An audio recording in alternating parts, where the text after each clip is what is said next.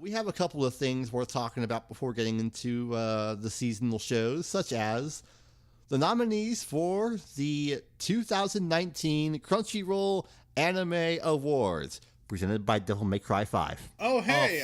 This is happening. It even remembered my choices on the website. Wait, does it? Yeah. Let me check. Hang on. Oh, it does remember my... Yeah. That makes it so much easier. Okay. So, let's just go through this in order? In order, yes. So, here are the nominees. We're going to go through them and judge them by whatever critiques we feel like judging them by. Best protagonists, we have Retsuko from Agretsuko. Say that 5 times fast. Yumiko from Kakegurui. Joe from Megalobox. Not you, Duelist. Oh. Violet Evergarden from KyoAni Show number 17. Evergarden. Yes. Slime Boy from That Time I Got Reincarnated as a Slime. Rimuru Tempest. Yes. Thanks for following the joke. And Sakuta Azusagawa from Rascal Does Not Dream of Bunny Girl Senpai. Rolls right off the tongue. All the girls think so, anyway. This was kind of hard for me to choose. Stop it. Well, I mean, there are no repeating nominees from last year. That's a good sign. But I would like to say, I feel this year does a very poor job categorizing what exactly counts as this year. Specifically, Kakegurui. Kakegurui did in fact air in US Netflix this year, but are we counting it on the grounds of last year? Because it technically came out in 2017? If they were going to count, it only counts for this year if it came out on Netflix this year, they should have specified though. They haven't. That's kind of a problem. I could say the same thing about the Grammys. They do this every year, but that's an argument that's just not worth going into. I mean, it seems like they're counting stuff that legally was streamable this year, since Violet Evergarden is also... That seems Violet Evergarden was at least early January, so it still works. Mm-hmm. Okay. Anyways, on that tangent, I think this one I was I was between Joe and Rimuru Tempest. I think I went with Rimuru, just slightly, but I would have totally accepted Joe. Or Retsuko. The only one I immediately... Granted, I did not watch much of the show, but I don't think the Kakegurui lead, or whatever, was as good as the rest of these choices. Was very tempted to choose Rimuru, but I enjoyed the hell out of Sakuta's character from Rascal, so that's who I ultimately apparently went with.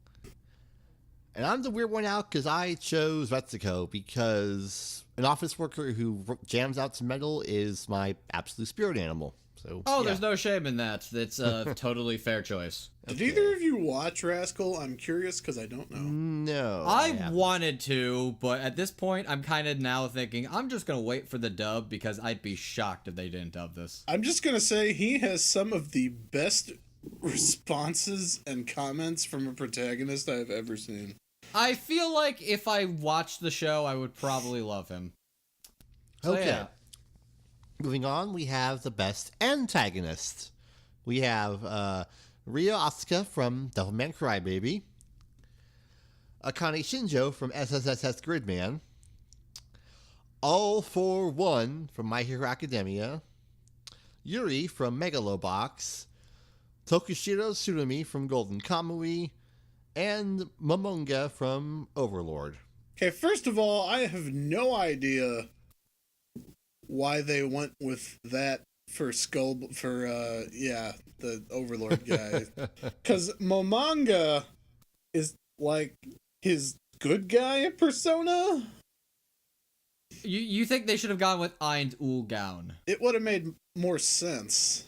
Okay. It really doesn't matter, but it was kind of confusing.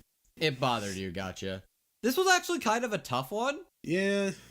Like, Yuri and Momonga were easy to toss out of there. Yeah. All for One is All for One. He's like a basically Darth Vader evil mastermind. Lieutenant Tsurubi scares the out of me and is basically a giant trigger warning. And Ryo Asuka is basically Satan.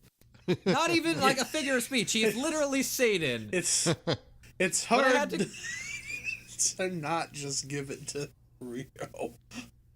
But the thing is, I actually do feel like I had to give this one to Akane Shinjo because I feel she is one of the most complex and interesting characters of this year, period. And I feel like she definitely deserved it. Same.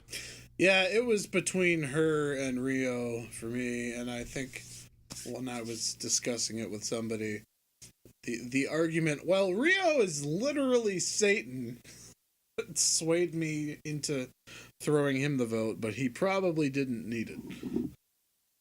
Because I feel like all the casuals were like, oh yeah, Devilman. That's a casual? What casuals do you know who are like, man, Okay. Devilman's a casual show? Well, I mean, Okay, all the people who just found it on Netflix. If I need to make this argument, do you think it's more likely that your average Joe, no joke, has seen Devilman Crybaby through word of mouth or whatever, or SSS Gridman? Yeah. I mean, I guess if you like Naruto, you'll probably like Devilman Crybaby. So says Especially Netflix since algorithm. Devilman is on Netflix, which more people have just... I get on what you're average. saying. Nothing in my mind screams casual about Devilman at all, outside of it being on Netflix. Moving on. Okay. For Best Boy, we have the following. AKA Kotaro Tatsumi from Zombieland Saga. Oh, God. Special Yaoi Book. Honda-san from, well, Honda-san. Deku from My Hero Academia. Of course. Sakuta from Bunny Girl Senpai. Haida, the undisputed best boy of best boys from Ogetsuko. The undisputed king of the furries 2018. And Joe from Megalobox. The undisputed king of the gays for 2018. It was a bit of a toss-up for me, but I have to go with Haida because, well, he has suffered enough. Give him some joy for once in his life. That's kind of the same reason why I went with Honda-san, because he is doing his best at being a retail employee, and damn it, you're dealing with all of that shit. God bless you, Skeleton Man. Yeah, I also gave it to Honda-san because that show is legitimately very enjoyable, and I felt like he wasn't going to get as many votes as he could have in general, just because probably wasn't the most watched show of the season. Honestly, I thought I gave the vote to the Zombieland guy, but apparently I didn't. So, but that guy is ridiculous. Yes. All right. Now for Best Girl, we have Anzu from Hinamatsuri. Hinata Miyake from A Place Within the Universe. Lily Hoshikawa from Zombieland Saga. How do you pronounce this? Ashirpa. Ashirpa, thank you, from Golden Kamui. Nadeshiko Kagemihara from Laidback Camp. And Mai Sakurajima from Bunny Girl Senpai.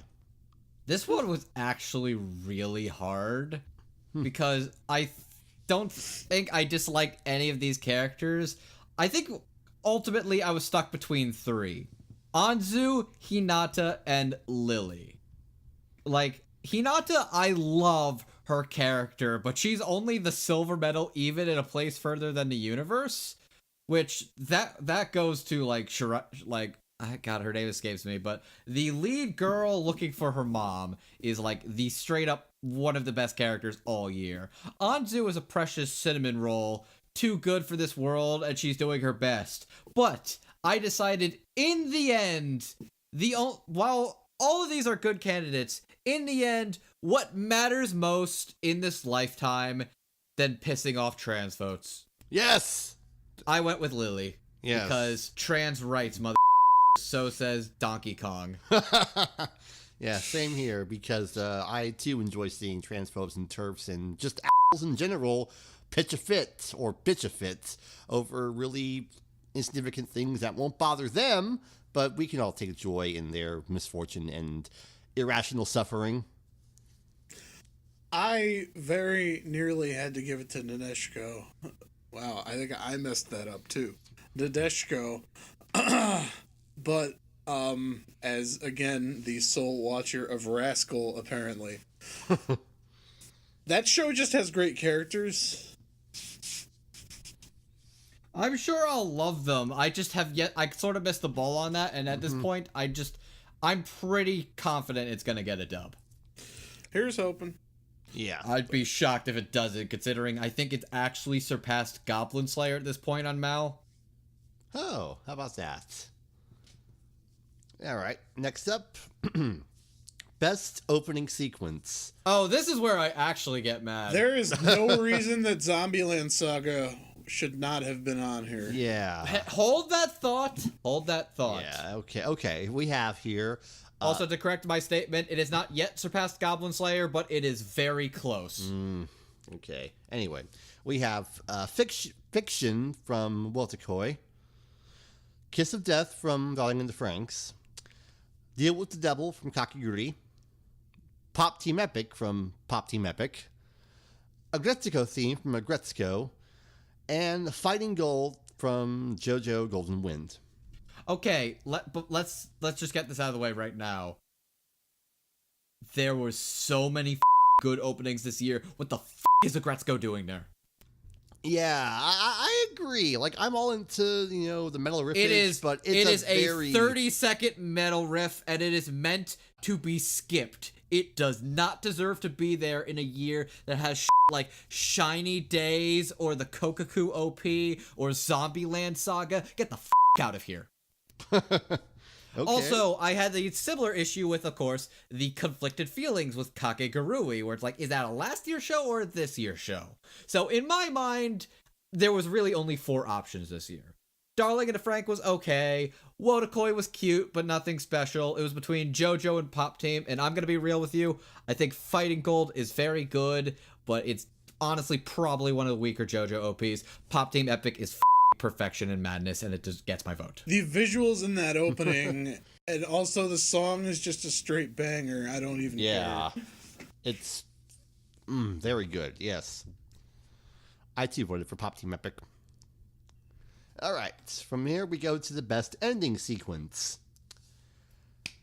We have Kakete Koyo from Megalobox, Akatsuki no Requiem from Attack on Titan, Ref Rain from After the Rain, Fly Me to the Star from Review Starlight, Star Overhead from Fooly Cooly Alternative, and Spiky Seeds from Fooly Cooly Progressive. Okay.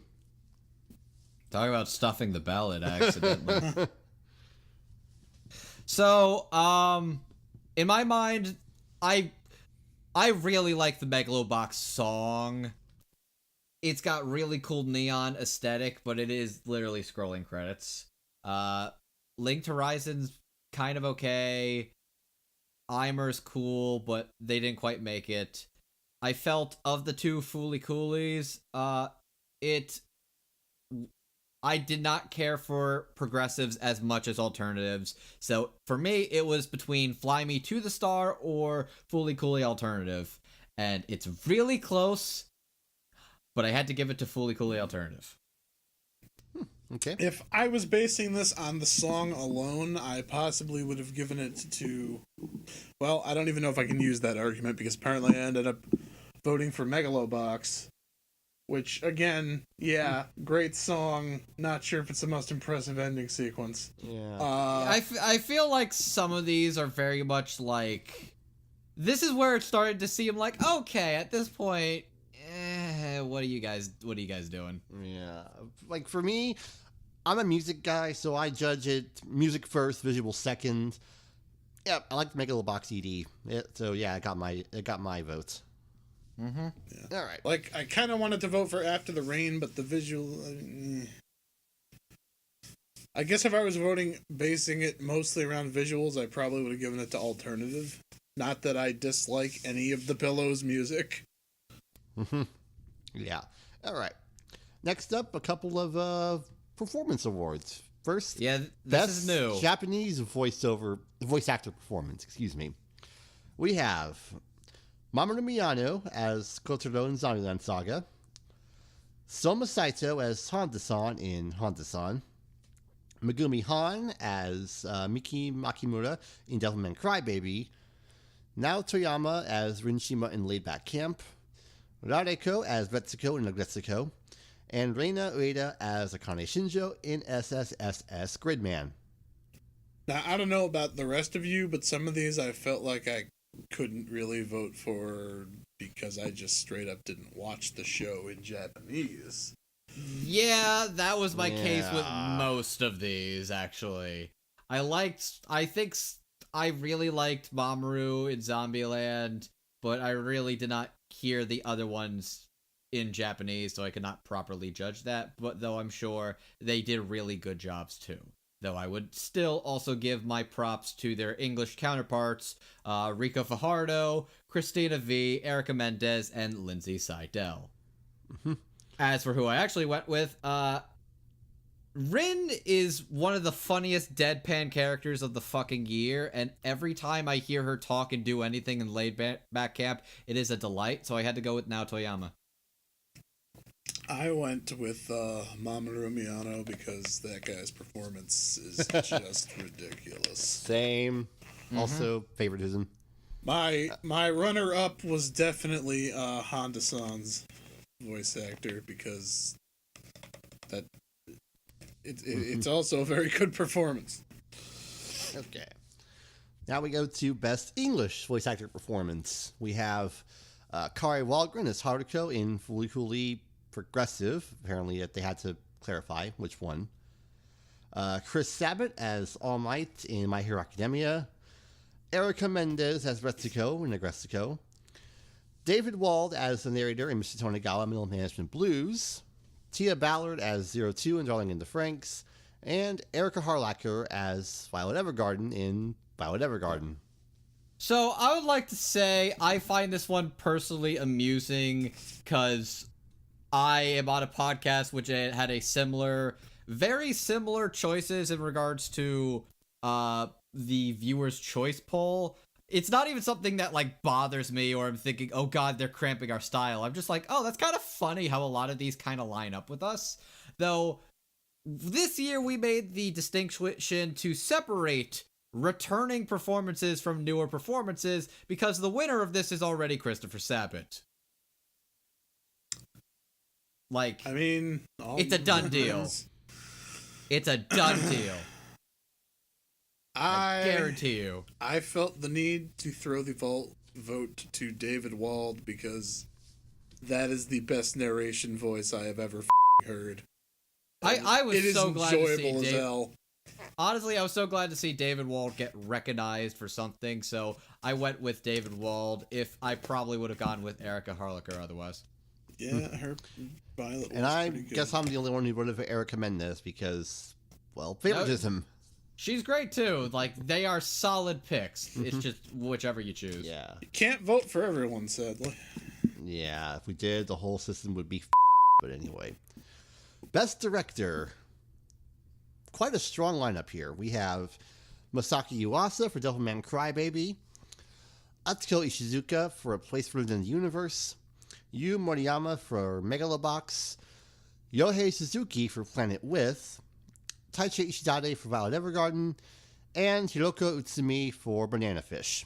I'm going to bring this up now because I feel it's worth bringing up. There's a couple of shows that get, like, basically ignored except for one category, yet sometimes it feels like they're nominated for a category that's not really their strong suit, which is unfortunate. And that is the case probably for Planet With and Banana Fish. Yeah. Those are very good shows, but those are not the things that people like the most about those. I guarantee you. Yeah, that's... I feel like a lot of people are probably like, best director? Let's see, which one of these shows do I like the most? Like, in regards to direction, in my mind, there was 3 clear picks. Megalobox, Place Further Than the Universe, or Devilman Crybaby. Megalobox and A Place Further Than the Universe are damn close, and if either of those win this category, I will not be upset at all. But come the on, Masaki Yuasa is a damn mother madman. Yeah, I voted for Devilman. Yeah, me too. But credit where it's due. They gave Megalobox the mid-2000s Adult Swim action aesthetic, which is excellent. A Place Further Than the Universe is gorgeous in every aspect, but Devilman Crybaby is such a hyper-violent, hyper-sexual, orgasmic cornucopia of madness. You just can't help but just look on in amazement and possibly horror at what's going on. And now for an award that I'm sure... Best Animation. I'm sure everybody is going to be A-okay with this. Yeah, Best Animation. We have Violet Evergarden for Kyoto Animation, Devilman Crybaby for Science Starter, Megalobox for TMS Entertainment 3X Cube, A Place Within the Universe for Madhouse, Bloom Into You for Troika, and My Hero Academia for Bones. I don't think I agree with my own pick for this. I'm gonna say, I probably would have voted for Bloom Into You, but it's like, it's not really the animation in that show that's impressive to me. It's more the art. Yeah. Like, they got rid of a lot of the genre categories this year, which I'm honestly thinking was kind of a mistake. Yeah. I think I may have voted for Bloom Into You in this category mostly to vote for Bloom Into You in something. I was kind of also thinking that too, but I couldn't not pick Violet Evergarden. Yeah. I went for Devilman because there's just something about a more of a minimalist approach that I can admire, considering most of the bigger shows will have a bigger budget and more impressive visuals, but there's something about how Devilman is animated with Yuasa's style that I can really admire. So, yeah, we'll see what happens. Now for another award I'm sure nobody will ever be pissed off at. Best Film. Don't even get me started here. Okay, let's just rip this one off. We have The Night is Short, Walk On Girl, My Hero Academia, 2 Heroes, Mirai of the Future, Liz and the Bluebird, Mazinger Z Infinity, and Fireworks. Where the is Makuya? See? Nobody's mad. Yep. Told you. Literally, what the actual were you thinking? Really? Fireworks is there. Did you even watch Fireworks? I actually did go to see that, and I was underwhelmed. That's what I hear from people who actually watch Fireworks. Like, it was a decent movie, but it kind of fell on its face towards the end. That is my opinion. Why is that there and not Makuya? I can even accept Mazinger Z being there, but did you watch Mazinger Z? Did you? I actually did, because I happened to be free the day that was showing it up. Well, I had to hike to that theater, but So, if you had to rightfully get rid of one of those 2 movies to fit in Makuya, which one? Fireworks or Mazinger? Pick one. I would pick Fireworks to get out of there, though I'm trying not to... Well, let's put it this way. Mirai was probably better than Fireworks, so it can stay there.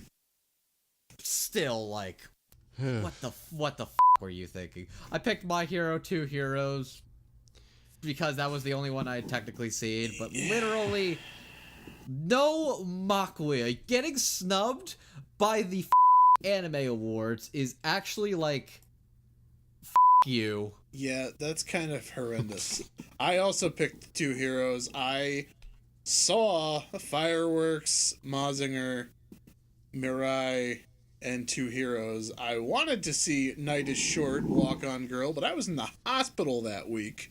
And And Listen the Bluebird did not show anywhere near me, which still annoys me, because I am a big Euphonium fan. I actually voted for Listen to Bluebird just because it's the one entry in that whole series and franchise that actually got a dub. So good on them for that. Yeah. Okay then. Legit, what the were you guys thinking? Okay, best character design.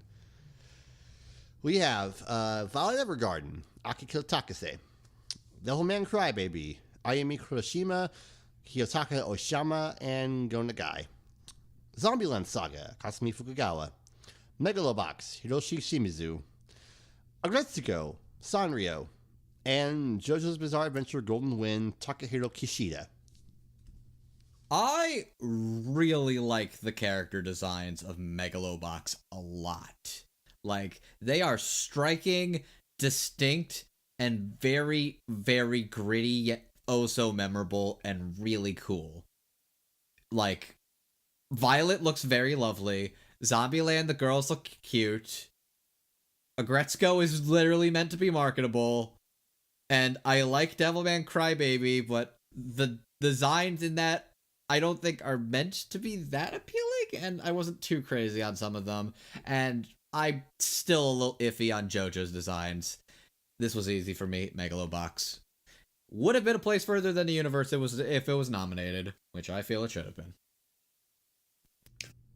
Violet Evergarden is gorgeous, but I might make the argument that the character designs aren't that, non-standard. Devilman, those designs are probably an acquired taste that I don't know that I would immediately be like, that's my favorite looking ever. The character designs in Megalobox are quite good. I picked Zombieland Saga because I think that those, just good character designs. I mean, even if you ignore the opening. I actually went with Devilman solely for the reason that they took this scrawny little twink in Akira, gave him a lot of muscle, a real fat and the body of a devil. That's all I need. Twink to twunk.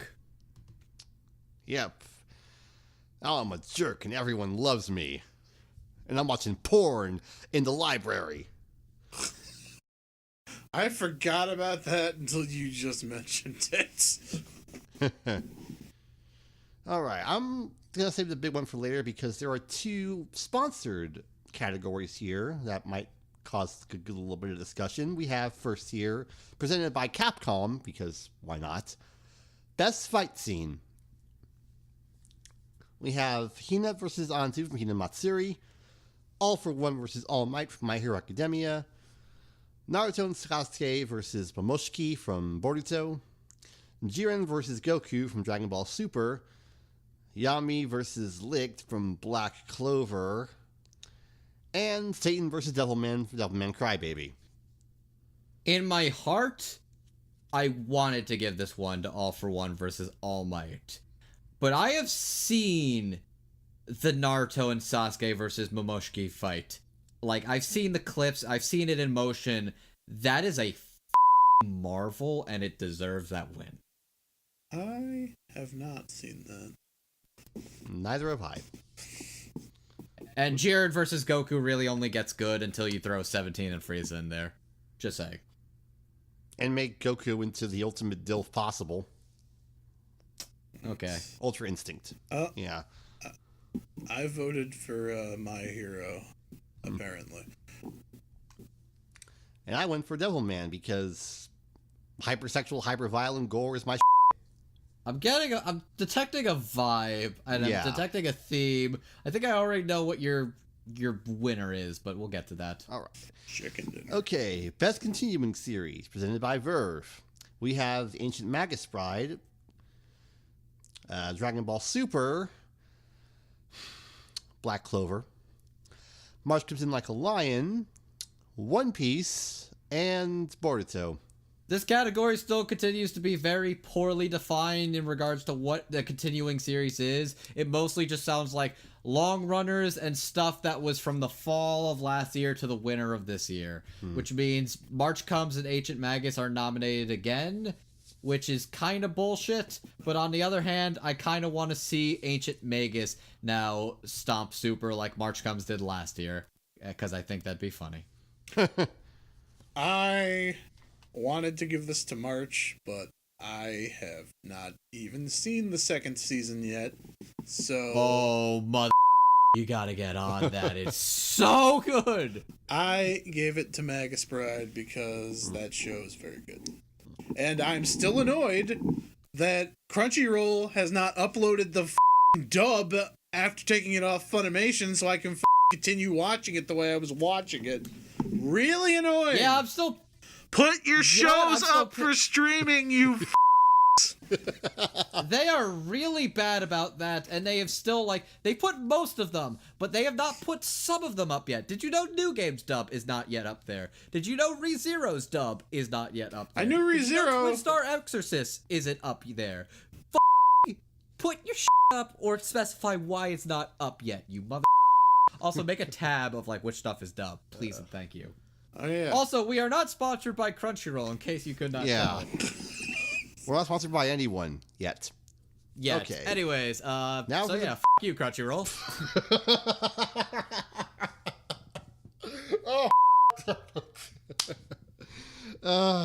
Okay. Now for the big one, Anime of the Year. Oh my god. Okay. Your nominees are A Place Further Than the Universe, Devilman Crybaby, Megalobox, Violet Evergarden, Hinamatsuri, and Zombieland Saga. Before I get into which one I picked, I would like to say when I was speculating what the nominees for this were going to be, a friend of mine thought there was going to be at least one dark horse candidate that was going to be in the nominees here. And I will say, I am very glad that the dark horse that they choose is Hinamatsuri, because Hinamatsuri is a very underrated, beautiful, hilarious, amazing show that I feel definitely deserves your time and attention. So I'm glad to see it's nominated there. And I think everything else that's nominated here is a very strong pick. But this was the easiest choice I've had to make in this entire list, and it's A Place Further Than the Universe, bar none. Literally the best thing I've seen last year. It was the start of last year. Nothing else was going to top it. Yeah, I definitely liked everything on this list, but A Place Further Than the Universe. Okay. So, what do y'all think I voted for, given all the awards we've run down so far? Man, human. Well, you'd be wrong. What the f? I too voted for A Place Further Than the Universe because pound for pound, Yo! yeah, this is a very impressive show that's definitely worthy of all of its accolades and honors. Yo, what a plot twist! I actually didn't see that coming. Holy Yeah. well I done, swerved Alex. Yes. Holy So those are your nominees for the Crunchyroll Anime Awards. It'll be live on Twitch on February 16th. And if you're like me, you gotta watch the Grammys the Sunday before, you're not gonna be in for a fun week. All I'm going to say is expect to be mad and hella pissed. Like, it's inevitable. Like, I don't think I'm really that strongly attached to some of these picks, but there's a couple of these where it's like, I see them losing or having no chance. The only thing I really want is Lily to win, just because it's going to piss off so many people, and I will live for that. And all criticisms, I will say, I am very glad they did nominate Lily for Best Girl, because I think that's cool. But there's a couple other things in here that are kind of bullshit and actually make me mad and furious. Yep. I know that's sort of the nature of things getting left, like, award show, you're never going to get everything and you're not going to satisfy everybody, but literally some of those were the easiest things to choose, and you chose either some weak-ass ones or pick some really wrong choices. Come on, guys. Agretsuko's opening is nothing. It's nothing. All right, simmer down. You probably skipped it. No, I'm actually not over that. That one really makes me mad. Hell, I would have put like Takunomi's opening in there instead or something. I'm sure it's still more.